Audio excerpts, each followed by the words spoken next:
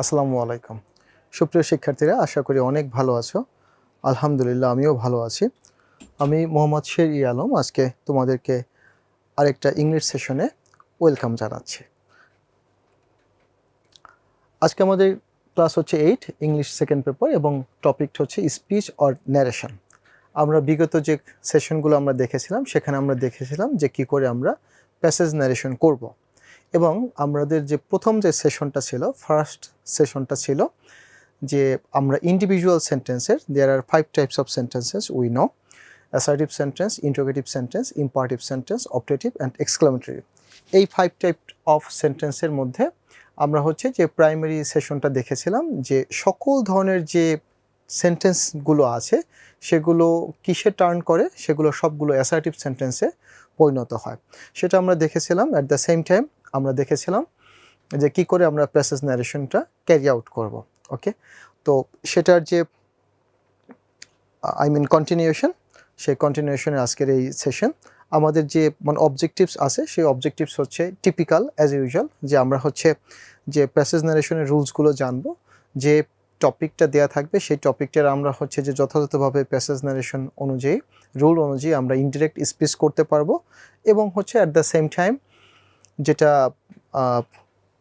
The most significant one for the students, সেটা হচ্ছে পরীক্ষায় ফুল মার্কস পাওয়া। ওকে, সব কিছু জানার সাথে সাথে যদি আমরা পরীক্ষায় ফুল মার্কস পাই তাহলে এটা আমাদের জন্য ডিভিডেন্ড, অনেক ডিভিডেন্ড বই নিয়ে আসে। ওকে ওকে এরপর দেখো যে rules of changing speech in a continuation of the previous class. আমাদের যে গত যে সেশনগুলো ছিল সেই সেশনেরই হচ্ছে কন্টিনিউশন।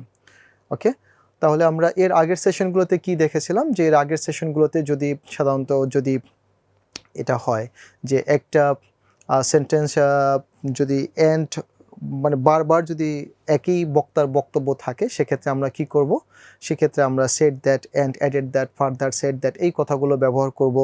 যদি স্যার থাকে তাহলে উইথ রেসপেক্ট বা রেসপেক্টফুলি কথাটা ব্যবহার করব, অথবা অ্যাড্রেসিং অ্যাজ স্যার, এই নিয়মগুলো আমরা দেখেছিলাম। যদি ভোকেটিভ কেস থাকে, ভোকেটিভ কেস থাকে, সেক্ষেত্রে আমরা কি করব, অ্যাড্রেসিং অ্যাজ। যেমন my dear student, don't make any noise in the classroom, এটা যেমন হচ্ছে একটা ভোকেটিভ কেস। ওকে, যেটা বলে আমরা সম্বোধন করি। এই টাইপের ক্ষেত্রে কি নিয়ম হয় সেটা আমরা দেখেছিলাম। মিসেলিয়ানাস বিভিন্ন ধরনের রুলস আমরা মূলত দেখেছিলাম। কোশ্চেন মার্ক হলে আমরা দুইটা একই বক্তার বক্তব্য অনেকগুলো হলে সেটা আমরা কিভাবে আইডেন্টিফাই করব। এরপরে যদি কোনো একজন কারো যদি নাম উল্লেখ না থাকে, আমরা সবগুলো রিপোর্টেড স্পিচ ভালো করে দেখে এরপর হচ্ছে যে কার কোনটা স্টেটমেন্ট হতে পারে সেই জিনিসগুলো আমরা আইডেন্টিফাই করতে শিখেছিলাম লাস্ট সেশনগুলোতে। এবার দেখো যে আমাদের গত সেশনে হয়েছিল স্টেপ নাম্বার হচ্ছে 13, আজকে আমাদের স্টেপ নাম্বার 14। একটু ভালো করে নোটিস করো। The following rule is used in case of thank you in the direct speech. যদি ডিরেক্ট স্পিচে থ্যাংক ইউ এই কথাটা থাকে তাহলে আমরা সরাসরি আমরা লিখবো না যে he said that, he said that he thanked me অথবা এরকম এই কথাগুলো আমরা না লিখে আমরা সরাসরি লিখব। যেমন এটা সাধারণত হবে subject of the reporting verb. প্রথমে হচ্ছে যে সাবজেক্টটা থাকে সেই সাবজেক্টটা আমরা লিখব। এরপর হচ্ছে থ্যাঙ্ক যদি প্রেজেন্ট টেন্স হয়, থ্যাঙ্কস যদি প্রেজেন্ট টেন্স এবং হচ্ছে থার্ড পারসন সিঙ্গুলার নাম্বার হয়, এবং সেই সাথে থ্যাঙ্কড যদি কোন টেন্স হয়, পাস্ট টেন্স হয়। এতটুকু তো অবশ্যই আমাদের ব্রেনের মধ্যে আছে। এবং হচ্ছে সেই সাথে অবজেক্ট। যেমন দেখো, হি সেড টু মি, সে আমাকে বলল, থ্যাংক ইউ, সে আমাকে বলল ধন্যবাদ। এখন এটা আমি বলবো না যে he said to me that, সে আমাকে বলল যে থ্যাংক ইউ, এই কথাটা আমরা বলবো না।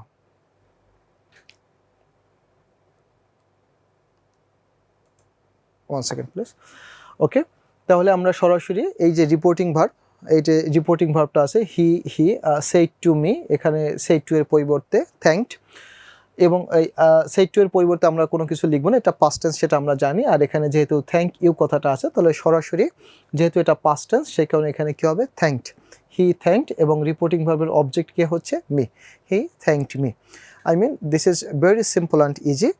আমরা টিপিক্যাল বা ট্র্যাডিশনাল যেভাবে করতাম সেভাবে করব না। প্রথমে সাবজেক্ট, এরপরে থ্যাঙ্ক অথবা থ্যাঙ্কস অথবা থ্যাঙ্কড অ্যাকর্ডিং টু টেন্স। যদি প্রেজেন্ট টেন্স হয় তাহলে থ্যাঙ্ক অথবা থ্যাঙ্কস, আর যদি পাস্ট টেন্স হয় তাহলে কি হবে, থ্যাঙ্কড হবে। ওকে, এটা ছিল মূলত স্টেপ নাম্বার 14। নেক্সট দেখো, the following rule is used in case of good bye. যদি গুড বাই কথাটা থাকে সেক্ষেত্রে আমরা কি করব ইন দ্য ডিরেক্ট স্পিচ। দেখো, subject of the reporting verb, প্রথমে যে সাবজেক্ট আছে সেটাই আমরা লিখব। এরপরে হচ্ছে বিট, বিটস, বেইট। বিট হচ্ছে বিডিং ফেয়ারওয়েল, মানে হচ্ছে ফেয়ারওয়েল জানানো বা গুড বাই জানানো। ওকে, এইটার জন্য যে রেলিভেন্ট যে ভার্ব সেটা হচ্ছে বিট। এখন দেখো যে এটা যদি প্রেজেন্ট টেন্স হয় তাহলে আমরা শুধু বিট লিখব, আর যদি থার্ড পারসন সিঙ্গুলার নাম্বার হয় সেক্ষেত্রে আমরা বিটস লিখব, আর যদি পাস্ট টেন্স হয় তাহলে কি লিখব, বেইজ লিখব। এবং অবজেক্ট প্লাস হচ্ছে গুড বাই, এটাও হচ্ছে যে থ্যাংক ইউ যে এক্সপ্রেশনটা আছে সেটার মতোই, অলমোস্ট সেম। এক্সাম্পলটা দেখো, হি সেড, সে বলল, গুড বাই মাই ফ্রেন্ডস, বন্ধুরা গুড বাই, ওকে, বিদায়। এবার দেখো ইনডিরেক্টে আমরা কিভাবে করব, যেহেতু আমরা হি লিখলাম, আর এটা যেহেতু আছে পাস্ট টেন্স, সেড আছে, সেক্ষেত্রে আবার আছে গুড বাই। তো গুড বাইয়ের জন্য আমরা কি শিখেছি, যদি বাই বা গুড বাই এই টাইপের কথা থাকে তাহলে কি হবে, বিট অথবা বিটস অথবা বেইট হবে, তাই না? ওকে, তাহলে he bade his friends goodbye, সে তার বন্ধুদেরকে কি বলল, ঠিক আছে, যে শুভ বিদায় অথবা বিদায়। Get it? তাহলে থ্যাংক ইউ এবং হচ্ছে যে goodbye almost same, thank you goodbye almost same. আমরা এখানে আর কোনো এক্সাজারেশন বা কোনো সেকেন্ডারি আর কোনো থট এখানে ইনপুট করব না, আমরা সরাসরি সাবজেক্ট। এরপর হচ্ছে যেমন এর আগের রুলটাতে ছিল যে আমরা যদি থ্যাংক ইউ এই টাইপের থাকে তাহলে আমরা থ্যাঙ্কস অথবা থ্যাঙ্কড, সাধারণত এটা পাস্ট টেন্সে থাকে। In maximum cases, more than 95% cases it remains in past tense. Okay, তো সেক্ষেত্রে আমাদের ব্রেইনের মধ্যে এটাই বারবার আসে, যেটা সাধারণত ওই যে থ্যাঙ্কড এই কথাটাই বারবার আসে। ওকে, ঠিক এখানেও দেখো, he said goodbye my friends, তাহলে ইনডিরেক্টে কী হবে, he bade his friends goodbye. Okay, is it very difficult? No.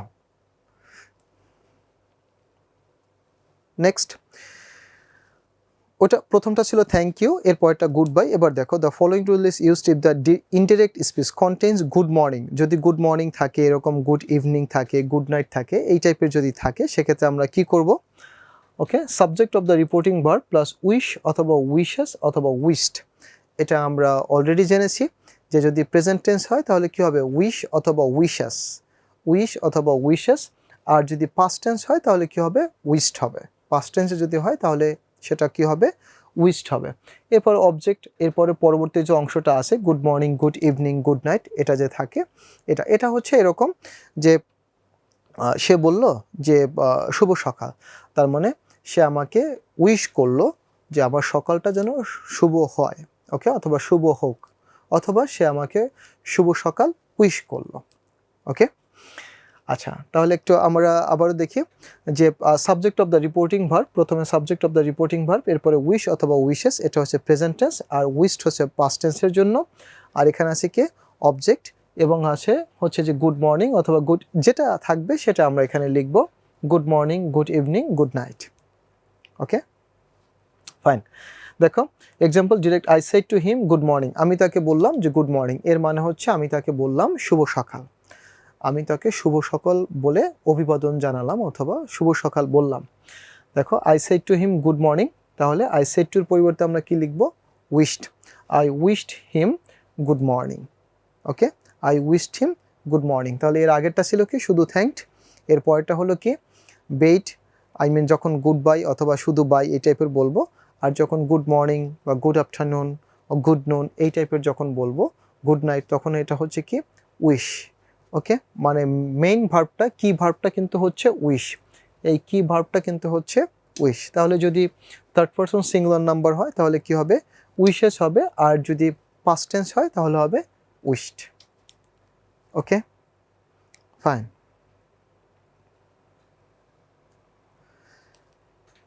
আচ্ছা, এরপরে দেখো, sometimes the direct speech contains a phrase or a part of sentence instead of a complete sentence.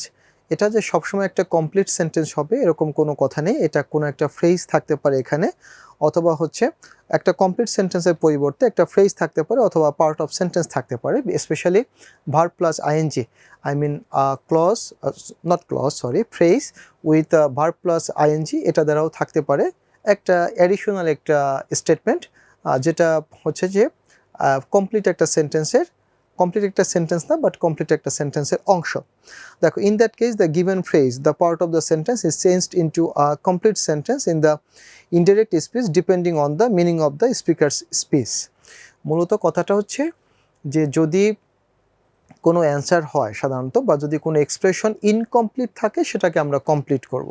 I repeat, যদি কোনো expression incomplete থাকে তাহলে আমরা সেটাকে কি করব, কমপ্লিট এক্সপ্রেশনে পরিণত করব ইন ইনডিরেক্ট স্পিচ। ইনডিরেক্ট স্পিচে সেটা অবশ্যই কি হবে, কমপ্লিট এক্সপ্রেশন হবে। ওকে, ইনকমপ্লিট রাখা যাবে না। যেমন দেখো, you have carried me a long way, তুমি আমাকে অনেক দূর নিয়ে এসেছো। ঠিক আছে, হাউ মাচ এর মানে কি, যে কত দূর নিয়ে এসেছো নাকি কত টাকা চাও। দেখো I said to the rickshaw পুলারকে আমি এটা জিজ্ঞাসা করলাম, রিক্সাওয়ালাকে আমি এটাকে জিজ্ঞাসা করলাম, চালককে জিজ্ঞাসা করলাম 5 টাকা, 5 টাকা তোমাকে দেব, এনিথিং ইজ অল রাইট। ঠিক আছে, যে কোনো অ্যামাউন্ট হলেই হবে। এখন দেখো যে এই যে এক্সপ্রেশনগুলো আছে, হাউ মাচ, এরপরে দেখো যে 5 টাকা। ওকে, এই যে দুইটা এক্সপ্রেশন, এই যে দেখো হাউ মাচ, এটা কিন্তু ফুল এক্সপ্রেশন না, এটা মূলত কি হতো যে how much do you want অথবা how much will you charge, তাই না, এটা হতো। আবার দেখো 5 টাকা, then should I give you 5 taka or will I give you 5 টাকা।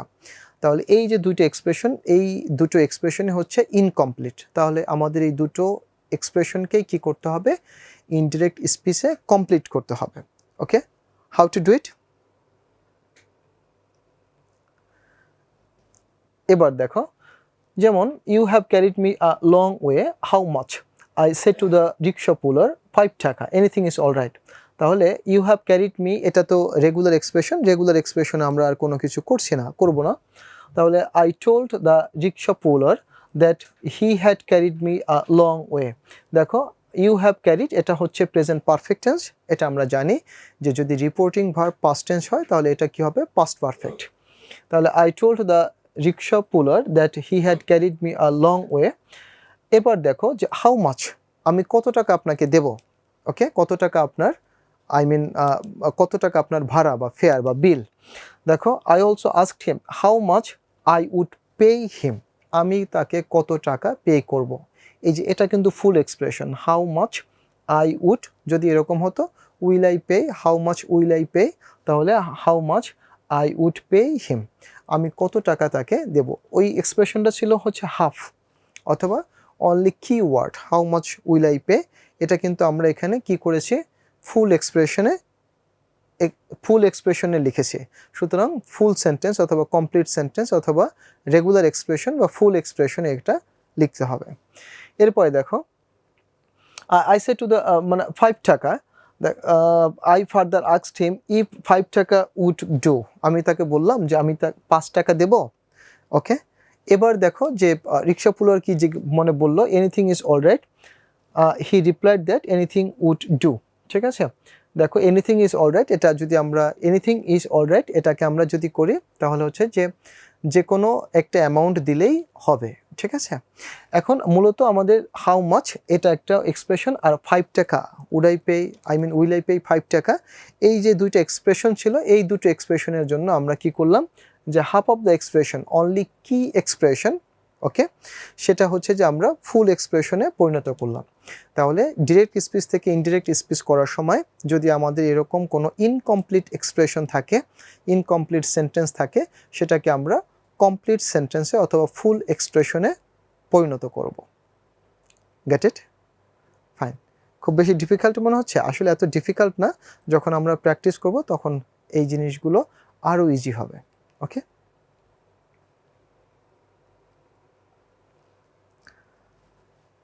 the speaker and the person spoken to, the listener, are used in the indirect speech if there is no mention of the speaker or listener in the direct speech. যদি এই টাইপের কোনো কিছু না থাকে, সাধারণত থাকে না। আই রিপিট, তোমাদের পরীক্ষায় সাধারণত থাকে না, তোমাদের সিলেবাস বা এই জিনিসগুলোতে সাধারণত এটা থাকে না। এরপরেও যদি থাকে, ইন কেস একটা এক্সেপশনাল কোশ্চেন অথবা হচ্ছে যে একটু ট্র্যাডিশনের বাহিরের কোনো যদি কিছু থাকে, সেক্ষেত্রে আমরা কি করব। যেমন are you coming to my house tomorrow, yes I will come tomorrow. এই যে দুইটা এক্সপ্রেশন, এখানে এটা কি হচ্ছে যে মিনা নাকি রাজু নাকি their parents, whoever is the person, either any teacher or any student, we do not understand at all. তাহলে এটা আমরা জানি যে একজন বলছে আর একজনে শুনছে, তাই না? আবার যে শুনছে সে আবার আনসার করছে। তাহলে দেখো, are you coming to my house tomorrow? Yes, I will come tomorrow. এখন দেখো যে are you coming to my house tomorrow, এখন এই কথাটা হচ্ছে যে একজনের যে বলছে তাকে আমরা কি বলবো? যে স্পিক করে সে হচ্ছে কি? স্পিকার। যে স্টেটমেন্ট দেয় তাহলে সে হচ্ছে স্পিকার। এখন দেখো যে yes I will come tomorrow, এই কথাটা কে প্রথমে যে শুনছে সে হচ্ছে কি? যে লিসেন করে, আই মিন যে কথা শুনে সে হচ্ছে লিসনার। ওকে, যখন আমি এখন কথা বলছি তোমরা লিসনার, আবার তুমি যখন কথা বলবে তখন তুমি স্পিকার, আমি লিসনার। ওকে, এটা তো আমরা বুঝি। দেখো, the speaker asked the listener, সে লিসনারকে জিজ্ঞেস করলো if he was going to his house the next day, সে তার বাড়িতে পরবর্তী দিন যাচ্ছে কিনা। দেখো এই যে এখানে ছিল কিন্তু আর ইউ কামিং, তার মানে এটা কিন্তু চেঞ্জ হয়ে যায় গিয়ে কি হলো? আর ইউ কামিং হয়ে গেল এই যে প্রেজেন্ট কন্টিনিউয়াস টেন্স, এটা চেঞ্জ হয়ে গেল পাস্ট কন্টিনিউয়াস টেন্স। ওকে, আবার দেখো কাম থাকলে কি হয়? গো হয়। কাম থাকলে কি হয়? গো হয়। সেই কারণে কি হলো? গোয়িং হলো to his house the next day. এবার দেখো যে এই কথাটা যে শুনছে, yes I will come tomorrow, সে প্রথমে কে ছিল? লিসনার ছিল, মানে হচ্ছে যে শ্রোতা ছিল, সে কথাটা শুনলো। সে কি বললো? The listener replied in the affirmative, যেহেতু ইয়েস বলছে সেখানে replied in the affirmative and said that আছে আই উইল কাম টুমরো। তাহলে আই উড, উইলের জন্য উড, আমরা জানি যে যদি ফিউচার টেন্স থাকে তাহলে সকল ধরনের শ্যাল এবং উইলের জন্য পাস্ট টেন্সে আই মিন রিপোর্টিং ভার্বটা যদি পাস্ট টেন্স হয় তাহলে সেটা চেঞ্জ হয়ে কি হয়? উড হয়। ওকে, কাম থাকলে গো হয় এবং টুমরো থাকলে দ্য নেক্সট ডে অথবা দ্য ফলোয়িং ডে, এই কথাগুলো হয়। সুতরাং সেই অনুযায়ী আছে। এটার যে সামারিটা ছিল, এই রুলের যে পারপাসটা ছিল, সেই পারপাসটা হচ্ছে যদি কোনো নাম উল্লেখ না থাকে, যে কে কথা বলছে, কার সাথে কথা বলছে, এটা যদি আমরা না জানি বা না জানতে পারি, সেক্ষেত্রে অবশ্যই আমরা দ্য স্পিকার অথবা এবং হচ্ছে দ্য লিসনার, এই দুটো দিয়ে আমরা এই এক্সপ্রেশন পূর্ণ করতে হবে, আই মিন ইনডিরেক্ট স্পিচ করতে হবে। Get it? আর যখন আমরা পেয়ে যাই যে Meena, Raju, father, mother, sister, brother, তখন তো আর আমাদের কোনো সমস্যা হয় না আইডেন্টিফাই করতে। বাট যখন এইরকম থাকবে তখন আমরা এভাবে করব। কিন্তু এটা সাধারণত রেয়ার কেস, সাধারণত থাকে না, পরীক্ষার সময়ের জন্য স্পেশালি কখনোই সাধারণত থাকে না। Get it? আচ্ছা, তাহলে এই ছিল মূলত আমাদের যে রুলসগুলো, সেগুলো আমাদের হচ্ছে যে আমাদের মানে সেশন চলবে। আমাদের SWটা কি থাকবে? Go through all the steps already discussed, যতগুলো স্টেপস, যতগুলো রুলস আমরা দেখেছি সেগুলো হচ্ছে যে আবার একটু ভালো করে দেখবে আগের সেশনগুলো, এবং যেগুলো নোট নিয়ে আসে সেই নোটগুলো ভালো করে দেখবে। Observe and practice the given examples, এবং আমাদের যে এক্সাম্পলসগুলো দেওয়া হয়েছে সেই এক্সাম্পলসগুলো ভালো করে অবজার্ভ করবে। অবজার্ভ মানে হচ্ছে ভেরি মেটিকুলাসলি সি, কেয়ারফুলি, খুবই কেয়ারফুলি দেখা, এবং হচ্ছে সেখান থেকে মানে মানে বুঝতে চেষ্টা করা যে এটা কেন হলো বা কিভাবে হলো, আর এটা ফিক্সড কিনা বা এর কোনো ভ্যারিয়েশন আছে কিনা, এই জিনিসগুলো আমরা জানবো। এই জিনিসগুলো যদি আমরা জানি তাহলে হচ্ছে যে ইনশাল্লাহ আমাদের প্যাসেজ ন্যারেশন করার জন্য আমাদের এই টপিকটা যদি হার্ড থাকে তাহলে ইজি হবে, আর এটা যেহেতু আমাদের কাছে ইজি, তো ইজি জিনিসটা আরও ইজিয়ার হবে। Get it? তো এটা হোমওয়ার্ক ভালো করে কিন্তু দেখতে হবে, তাহলে আমরা হচ্ছে নেক্সট সেশনে যে প্যাসেজ ন্যারেশন মানে প্র্যাকটিস করব সেটা আমরা এখানে ভালো করব ইনশাল্লাহ। ওকে, তাহলে thank you for joining today's session. হোমওয়ার্কটা অবশ্যই করবে, নেক্সট সেশনে আবারও দেখা হবে। ততদিন ভালো থাকো। আল্লাহ হাফেজ, আসসালামু আলাইকুম।